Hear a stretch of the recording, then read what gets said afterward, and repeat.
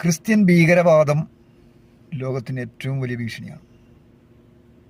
അത് മറച്ചു പിടിക്കാൻ വേണ്ടിയാണ് അവർ ഇസ്ലാമിക ഭീകരവാദം എന്ന നരേറ്റീവ് സൃഷ്ടിച്ചിട്ടുള്ളത്. ലോക ചരിത്രമെടുത്ത് പരിശോധിച്ചാൽ ഈ ഒരു യാഥാർത്ഥ്യം നമുക്ക് മനസ്സിലാക്കാൻ വേണ്ടി കഴിയും. മുൻപത് ബ്രിട്ടനായിരുന്നുവെങ്കിൽ ഇന്നത് അമേരിക്കയാണെന്ന് വ്യത്യാസം മാത്രം. ക്രിസ്ത്യൻ ഭീകരതയുടെ ദുരന്ത ഫലം ഇപ്പോഴും നാം അനുഭവിച്ചുകൊണ്ടിരിക്കുകയാണ്. ഇറാനിലായാലും ഇറാഖിലായാലും വിയറ്റ്നാമിലായാലും ജപ്പാനിലായാലും എവിടെയായിരുന്നാലും ശരി, ക്രിസ്ത്യൻ ഭീകരതയുടെ വളരെ ബീഭത്സമായ മുഖം ചരിത്രത്തിലെമ്പാടും നമുക്ക് കാണാൻ വേണ്ടി കഴിയും. ഏറ്റവും കൂടുതൽ മനുഷ്യരെ കൊന്നുതള്ളിയ ഒരു മതം അത് ക്രിസ്ത്യൻ മതമാണ്.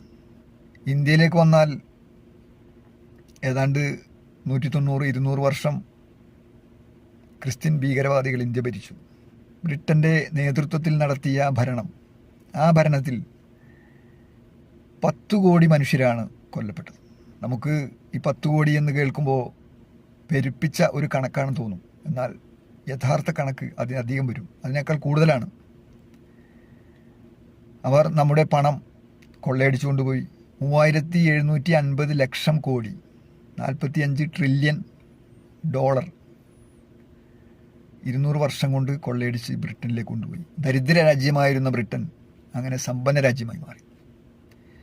സമ്പന്ന രാജ്യമായിരുന്ന ഇന്ത്യ ദരിദ്ര രാജ്യവുമായി മാറി.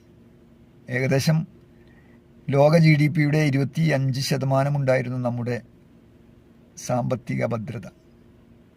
ബ്രിട്ടൻ 1947 ഇന്ത്യ വിട്ടു പോകുമ്പോൾ അത് 3% കുറഞ്ഞു എന്നുള്ളതാണ്. അപ്പോൾ ലോകത്തിന് ഏറ്റവും വലിയ ഭീഷണി അത് ക്രിസ്ത്യൻ ഭീകരവാദമാണ്.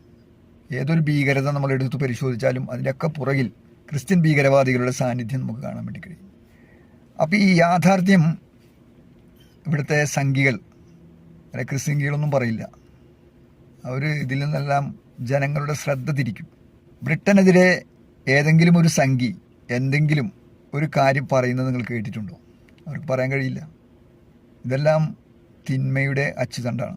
ഇതെല്ലാം ഒരുമിച്ച് വരും. ഇപ്പോൾ ഒരു സമകാലിക സാഹചര്യം മാത്രം നിങ്ങൾ എടുത്ത് പരിശോധിച്ചാൽ മതി. ഇറാൻ്റെ വിഷയത്തിൽ എല്ലാ തിന്മയുടെ അച്ചുതണ്ടുകളും ഒരുമിച്ച് നിൽക്കുന്നു എന്നുള്ളതാണ്.